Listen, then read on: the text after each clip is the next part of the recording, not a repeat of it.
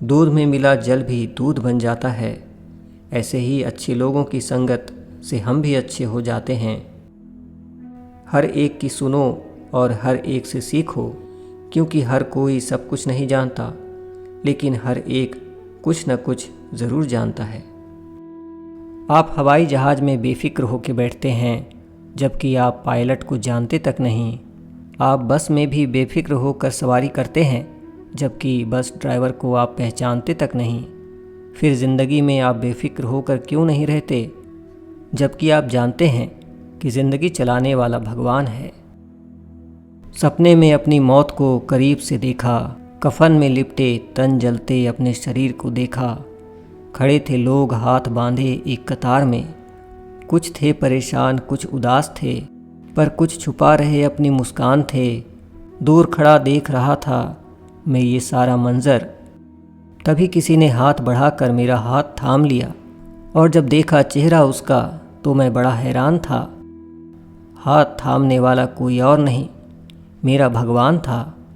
चेहरे पर मुस्कान और नंगे पाँव था। जब देखा मैंने उसकी तरफ जिज्ञासा भरी नज़रों से, तो हंसकर बोला, तूने हर दिन 2 घड़ी जपा मेरा नाम था, आज प्यारे उसका कर्ज चुकाने आया हूँ।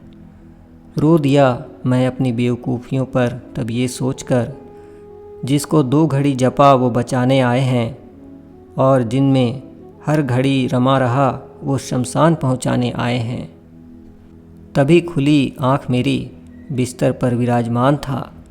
कितना था नादान मैं, हकीकत से अनजान था। हमारे दुखों के 5 कारण।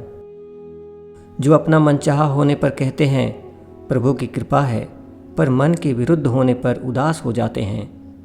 यही प्रभु की कृपा का अधूरा दर्शन दुख का पहला कारण है। दूसरे का कुछ भी हो, उसका चाहे अहित हो, वह चाहे दुखी हो, पर हमारा भला होना चाहिए।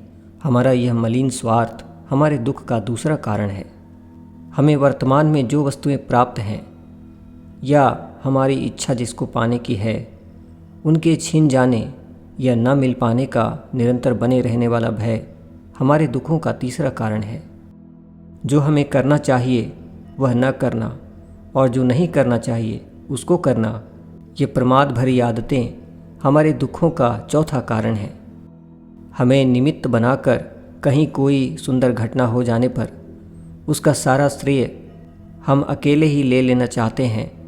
यही अहम भाव हमारे दुखों का 5वां कारण है। ज़िंदगी बेहतर तब होती है जब आप खुश होते हैं, लेकिन ज़िंदगी बेहतरीन तब होती है जब आपकी वजह से लोग खुश होते हैं। महान कार्य के लिए लंबे समय तक धैर्य बनाए रखना बहुत ज़रूरी है। बड़े लक्ष्य निर्धारित कर उन्हें हासिल न कर पाना बुरा है, लेकिन इससे भी खतरनाक है छोटे लक्ष्य हासिल करके संतुष्ट हो जाना। जीवन की सबसे महंगी चीज़ है आपका वर्तमान, जो एक बार चला जाए तो फिर पूरी दुनिया की संपत्ति से भी हम उसे खरीद नहीं सकते। ज्ञान, धन और विश्वास तीनों बहुत अच्छे दोस्त भी थे। तीनों में बहुत प्यार भी था। एक वक्त आया जब तीनों को जुदा होना पड़ा। तीनों ने एक दूसरे से सवाल किया कि हम कहाँ मिलेंगे।